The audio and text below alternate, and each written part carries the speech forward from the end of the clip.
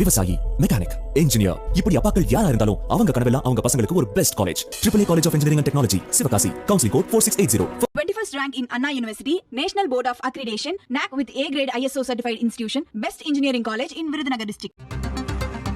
UPSC தேர்வு வினாத்தாளில் சாதி பெயரோடு பெரியாரின் பெயர் குறிப்பிடப்பட்டிருந்தது சர்ச்சையை ஏற்படுத்தியிருக்கிறது.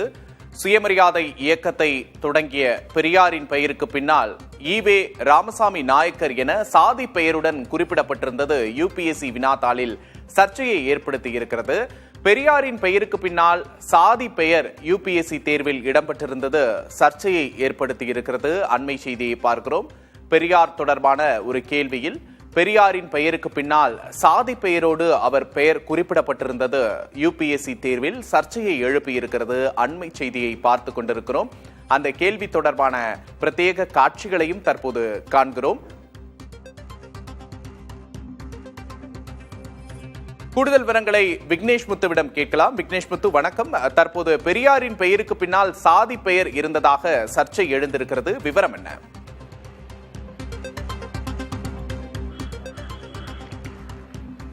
யுபிஎஸ்சி தேர்வுகள் இன்று நாடு முழுவதும் காலையிலேயே தொடங்கி நடைபெற்று வருகிறது. ஏற்கனவே காலையில் ஒரு சர்ச்சை எழுந்தது. சென்னை மண்ணடியில் இருக்கக்கூடிய ஒரு தேர்வு மையத்தில் ஹிந்தி மொழியில் மட்டுமே அறிவிப்புகள் ஒட்டப்பட்டிருந்தது சர்ச்சையாக இருக்கக்கூடிய நிலையில் நாம் இருக்கக்கூடிய இந்த மண்ணடியில் இருக்கக்கூடிய தனியார் மெட்ரிகுலேஷன் மேல்நிலை பள்ளியின் காட்சிகளை ஒளிப்பதிவாளர் மது தற்பொழுது நேரடியாக காட்டிக் கொண்டிருக்கிறார். வழக்கமாக தேர்வு மையத்தின் முகப்பு பகுதியில் ஹிந்தி மற்றும் ஆங்கிலம் என இரண்டு மொழிகளிலும் தேர்வர்களுக்கான அறிவிப்புகள் வெளியிட வேண்டும், ஒட்டப்பட்டிருக்க வேண்டும். ஆனால் நாம் இருக்கக்கூடிய இந்த மையத்தில் ஹிந்தி மொழியில் மட்டும்தான் முழுக்க முழுக்க தேர்வர்களுக்கான அந்த அறிவுரைகள் மற்றும் அவர்களுக்கான அனைத்து விவரங்களும் ஒட்டப்பட்டு இருப்பதால் தேர்வர்கள் காலையிலேயே ஒரு குழப்பத்துடன் இந்த தேர்வு மையத்திற்கு சென்று இந்த தேர்வை எழுதியிருக்கிறார்கள். மிகுந்த வேதனையுடன் சிலர் எழுதியதாகவும் தங்களுக்கான அந்த அறிவிப்புகள் ஒரே ஹிந்தி மொழியில் இருப்பதால் தங்களால் முழுமையாக எங்கு செல்ல வேண்டும், எந்த இடத்தில் எழுத வேண்டும் என்ற ஒரு குழப்பம் ஏற்பட்டதாக தெரிவித்தனர். இது ஒரு காலையில் மிகப்பெரிய சர்ச்சையாக இருந்தது. ஆனால் இன்னும் வரை இன்னும் மதியம் ஒரு தேர்வு இருக்கக்கூடிய நிலையில் அந்த அறிவிப்புகள் மாற்றம் செய்யப்படவில்லை. இன்னொன்று, இந்த தேர்வு எழுதிய அந்த வினாத்தாள் நம்மிடம் இருக்கிறது. புதிய தலைமுறை பிரத்யேகமாக இதனுடைய காட்சிகளை நாம் ஏற்கனவே ஒளிப்பதிவு செய்தோம். முகப்பு பகுதியில் மிக முக்கியமாக ஹிந்தி மொழியில் அந்த அறிவுரைகள் வழங்கப்பட்டிருக்கக்கூடிய நிலையில இந்த தேர்வு, அதாவது இந்த கொஸ்டின் பேப்பர்ல பார்க்கும் பொழுது மிக முக்கியமாக 8வது கேள்வியாக நாம் வைத்திருக்கக்கூடிய இந்த கேள்வித்தாள்ல 8வதாக இருக்கிறது. Who among the following was the founder of the self respect movement? Periyar, E V Ramasamy Naicker, doctor Ambedkar உள்ளிட்ட 4 தலைவர்களுடைய பெயர்கள் இடம்பெற்றிருக்கிறது. அதாவது இந்தியாவை பொறுத்தளவு சுயமரியாதை இயக்கத்தை தொடங்கியவர், நிறுவியவர் யார் என்ற கேள்வி கேட்கப்பட்டு பெரியார் ராமசாமி நாயக்கர் என்று சாதி பெயருடன் இது இடம்பெற்றிருப்பது சர்ச்சையாகியிருக்கிறது. யுபிஎஸ்சி தேர்வை பொறுத்தளவு ஒரு தனியார் இயக்கம், அதாவது தனியாக அதிகாரம் கொண்ட இந்தியாவின் மிகப்பெரிய ஒரு இயக்கம். இந்தியாவுடைய IAS, IPS உள்ளிட்ட 24 முக்கிய அரசு பதவிகளுக்கான அந்த தேர்வை இந்த யுபிஎஸ்சி நிர்வாகம் தான் நடத்துகிறது. இப்படிப்பட்ட ஒரு வினாத்தாளில் இந்த சாதி பெயருடன் ஒரு முக்கியமான ஒரு தலைவரை இடம்பெற்றிருப்பது மிகப்பெரிய ஒரு சர்ச்சையை தற்பொழுது ஏற்படுத்தியிருக்கிறது. இது மட்டுமல்லாது ஆளுநர் தொடர்பான 2 கேள்விகளும் கேட்கப்பட்டிருக்கிறது.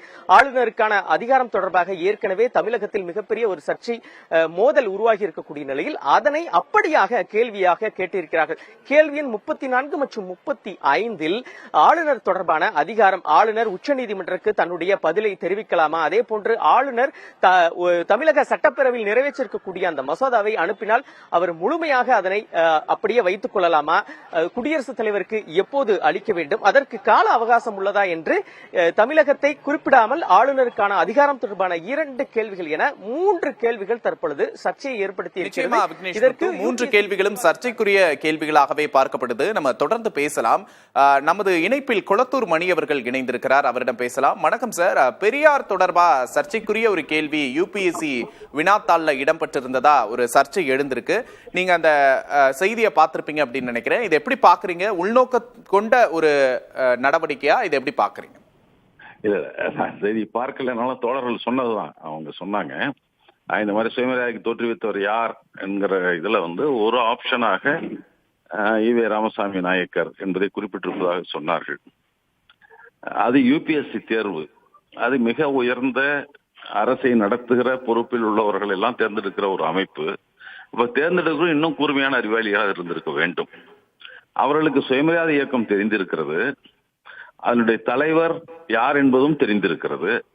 ஆனா அவர் வணிகராக இருந்த காலத்திலும் அல்லது நகராட்சி தலைவராக காங்கிரஸ்காரராக இருந்த போதெல்லாம் அவர் ஈவே ராமசாமி நாயக்கர் என்றுதான் அறியப்பட்டிருக்கிறார்.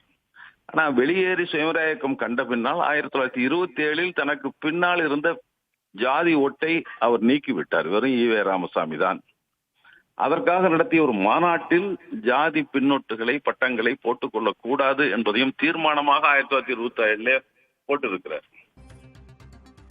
நம்முடைய இணைப்பில் தற்போது பாஜகவை சேர்ந்த தமிழிசை சவுந்தரராஜன் அவர்கள் இணைந்திருக்கிறார். வணக்கம் மேடம். பெரியாரோட பெயருக்கு பின்னால் சாதி பெயரை குறிப்பிட்டு யுபிஎஸ்சி தேர்வு வினாத்தாள்ல குறிப்பிட்டிருந்தது சர்ச்சையா பார்க்கப்படுது. இதை நீங்க எப்படி பாக்குறீங்க? பெரியார் ஒரு மிகப்பெரிய சாதி எதிர்ப்பை வெளிக்கொண்டு வந்த ஒரு தலைவர், ஒரு மிகப்பெரிய தலைவர் அப்படிங்கிற இருக்கும்போது அவருடைய பெயருக்கு பின்னால் யுபிஎஸ்சி தேர்வு வினாத்தாள்லயே இந்த மாதிரி இடம்பெற்றிருக்கு அப்படின்னு ஒரு குற்றச்சாட்டு எழுந்திருக்கு. உங்களோட பார்வை. இதுல முதல்ல இது அதிகாரிகள் இதை தயாரித்திருப்பார்கள். அதனால இதுல மத்திய அரசை குற்றம் சாட்டுவதற்கு ஒன்றும் இல்லை. முதல்லயே சொல்லி விடுகிறேன். ஏன்னா இங்க தமிழ்நாட்டுல 181 அதுக்கு வேலையாட்களை பணியாட்களை தேர்வு செய்யும் போது ஹிந்தி தெரிந்திருக்க வேண்டும் என்று ஒரு சர்க்குலர் இருந்தது. உடனே நான் தமிழ்நாடு அரசு ஹிந்தி வெறியர்னு சொல்லல, அவங்க அதிகாரிகள் தவறு செய்தார்கள், அதனால நாங்க திருத்திக் கொள்கிறோம் என்று சொன்னார்கள். அது ஒன்று. இன்னொன்று,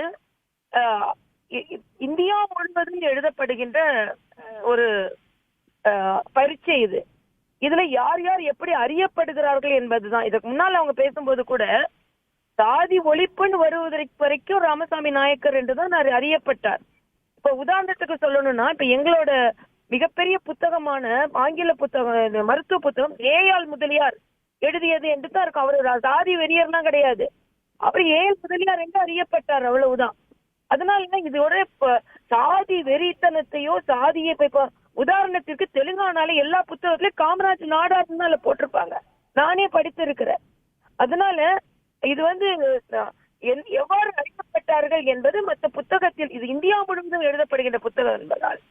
இப்ப உதாரணத்துக்கு எங்க வீடு லோகையா நாயுடு காலனி, இப்ப நாயுடுவை எடுத்தாச்சு, காலனி எங்க பகுதியில யாருமே காலனி இவங்க சொல்ற அளவுக்குள்ள மக்கள் இல்லவே இல்லை.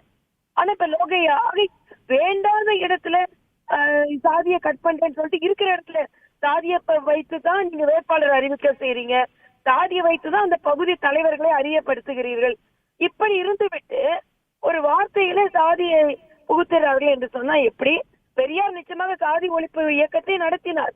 ஆனா அவர் எப்படி அறியப்படுகிறார், மற்ற புத்தகங்களை அவர் எப்படி பதிவு செய்யப்பட்டிருக்கிறது என்பதை வைத்துதான் அவங்க கேள்வி கேட்பாங்க. இல்ல, பெரியார் மிகப்பெரிய அளவுல சாதி ஒழிப்புக்கும் தீண்டாமை ஒழிப்புக்கும் தானே மிகப்பெரிய அளவுல அறியப்படுறார். அப்படி இருக்கக்கூடிய அவரோட அடையாளமா இருக்கக்கூடிய ஒன்னையே மறைச்சு அவரோட சாதி பெயரோட குறிப்பிடுறது, அதுவும் யுபிஎஸ்சி தேர்வுல கேள்விகளை எடுக்கிறவங்க அதுல கவனம் செலுத்தி இருக்கணும் அப்படிங்கிறது பார்வையிருக்கணும், கவனம் செலுத்திருக்கணும். ஆனா அவங்க படித்திருக்கிற புத்தகங்கள்ல, அவங்க வடநாட்டு புத்தகங்கள்ல அப்படி எழுதுறது. அதனாலதான் உங்களுக்கு நான் சில உதாரணங்களையும் சொன்னேன். அதனால அது ஒத்துக்கொள்வேன்னு சொல்ல முடியாது. ஆனா இது அதிகாரிகளின் தவறுதான்.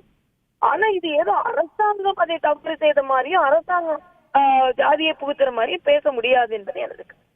அதிகாரிகளோட தவறா இருக்கலாம், அரசாங்கத்தோட தவறா இருக்க முடியாது அப்படிங்கிறது உங்களோட பார்வையா இருக்கு. இணைப்புல கருத்துக்களை பரிந்துரைமைக்கு நன்றி. நம்முடைய இணைப்பில் கொளத்தூர் மணி மீண்டும் இணைகிறார்.